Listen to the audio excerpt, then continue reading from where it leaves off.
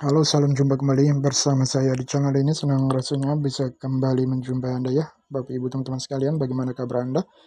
Ya, kita kembali mendapatkan sebuah updatean informasi. Saya bacakan ya. 1 Januari 2021 pada mainnet PyBlock Explorer muncul biaya transaksinya 0,009 sekian-sekian ya,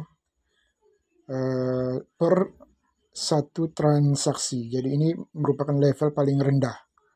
Lalu 1 Januari 2021 blok 244 biayanya naik menjadi 0,001 pi. Hingga Desember 2021 ketika tahap 1 mainnet diumumkan kepada masyarakat atau para pioneers Pi Network dalam hal ini, biayanya meningkat menjadi 0,01 pi. Berlaku hingga saat ini biaya transaksi atau gas fee-nya. Hal ini menunjukkan bahwa biaya transaksi tidak menjadi masalah bagi Pi Core Team. Mereka memiliki waktu 12 bulan untuk menguji biaya untuk menguji gas fee atau biaya transaksi sebelum diluncurkan ke komunitas. Dengan Pi Core Team, semua masalah teknis selalu dipersiapkan secara optimal sebelum menghapus firewall.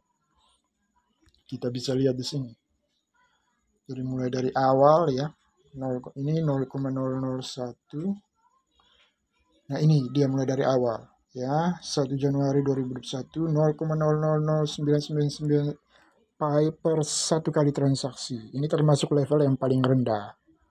Lalu setelah itu dia menjadi 0,001 pi per satu kali transaksi. Lalu setelah itu dia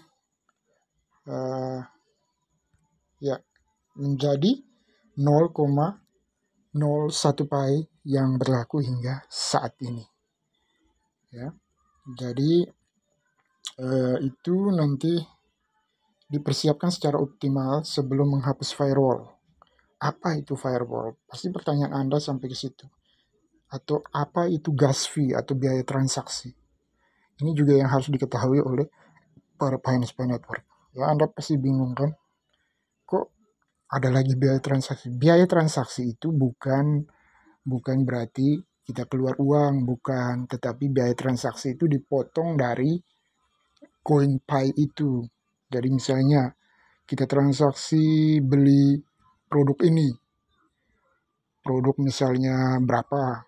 Nah itu nanti langsung dipotong biaya transaksi dari jumlah koin Pi yang kita keluarkan itu. Itu langsung terpotong. Jadi otomatis, jadi kita hanya terima bersih. Ya. Jadi jangan berpikir bahwa wah ada biaya transaksi berarti ada uang. Tidak, no. Kalau di dalam dunia cryptocurrency dan blockchain itu biaya transaksi itu pasti ada, tetapi itu dipotong langsung di koin kita itu, transaksinya itu langsung di dompet koin itu. Jadi bukan uang, tetapi koin yang punya kita langsung dipotong biaya transaksinya. Seperti itu sudah biasa. Jadi bukan kita harus keluarkan uang lagi, tidak, ya. Itu sudah otomatis, ya, otomatis terpotong. Jadi kita hanya terima bersih. Oh ya, sekian, keluarkan sekian, biaya transaksinya langsung potong otomatis oleh sistem. Oke, ya. Pengertiannya seperti apa lebih lanjut? Mari kita lihat. Nah ini dia gas fee atau biaya transaksi. Sebuah nilai yang perlu dikeluarkan seseorang dalam melakukan transaksi atau menyusun kontrak baru di dalam sistem blockchain. Ini diambil untuk yang Ethereum ya, crypto Ethereum. Dengan kata lain, gas fee bisa disebut dengan biaya transaksi di dalam ranah sistem Ethereum. Karena Ethereum juga punya blockchain sendiri. Bitcoin punya blockchain sendiri. Pi Network juga punya blockchain sendiri.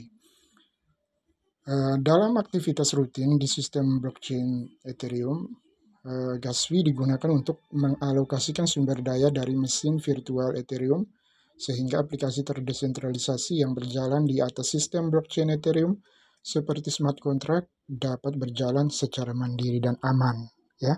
Jadi salah satu fungsinya itu. Dalam sistem blockchain Ethereum, gas fee biasanya dihitung dalam satuan Wei. Wei sendiri merupakan fraksi kecil dari Ether, ya.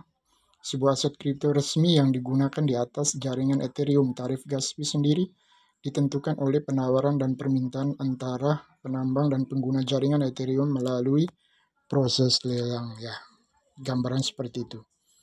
Apa itu firewall? Nah, firewall itu sederhananya adalah perangkat keamanan jaringan yang memantau dan menyaring lalu lintas jaringan yang masuk dan keluar berdasarkan aturan keamanan yang telah ditetapkan sebelumnya. Pada dasarnya, firewall merupakan perangkat lunak yang diinstal di dalam komputer dan digunakan untuk meningkatkan proteksi keamanan. Jadi, salah satu fungsi firewall adalah proteksi keamanan data dan sebagainya. Ya, perangkat yang terhubung ke jaringan. Ya, firewall sering diibaratkan sebagai tembok yang bertugas sebagai pos keamanan jaringan yang mencegah akses tidak sah masuk ke dalam jaringan pribadi kita. Ya, hal ini yang dilakukan untuk mencegah ancaman dari berbagai macam virus ataupun serangan cyber, ya, yang dapat merusak data dan menyebabkan kerugian yang cukup besar. Ya, jadi itulah gambaran tentang firewall, ya. Jadi nanti saat open mainnet nanti itu firewallnya dihapus sehingga blockchain Pi bisa terhubung dengan blockchain luarnya dengan Bitcoin, Ethereum dan lainnya.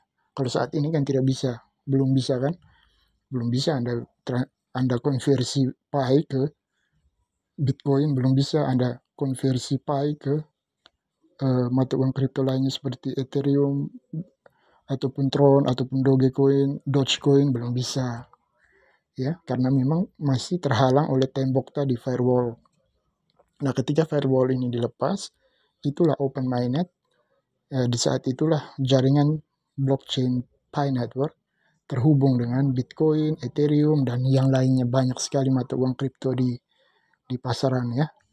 Sehingga kita bisa konversi selain konversi Pi Network ke mata uang dolar atau rupiah, kita juga bisa konversi dari mata uang Pi Network ke Bitcoin, Ethereum, karena memang firewall-nya sudah dihapus.